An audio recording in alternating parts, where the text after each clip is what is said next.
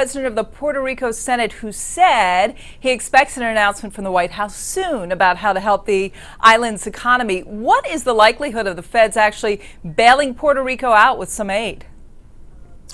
Well, it's possible they can come up with some kind of a plan, but in terms of what most people think of as a bailout, at least the financial markets consider a bailout, I think the odds are extremely low. The problem that they have is, how do you bail out Puerto Rico and not bail out the city of Detroit?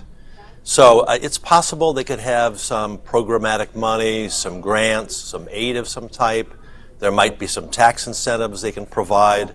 But they, in my opinion, are not going to be announcing any kind of a bailout.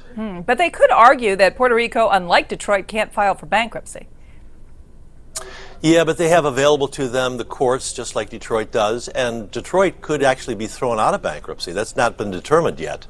So they've filed for bankruptcy hearing, but the judge may rule that they don't qualify. So in the case of Puerto Rico, this could all be litigated through federal courts or through courts in Puerto Rico. So there are abilities for bondholders and the issuer to get together and make adjustments as appropriate.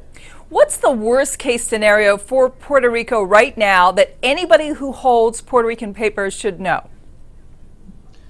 Well, the biggest concern I would have if I held Puerto Rico paper is, can they continue to have access to the capital markets?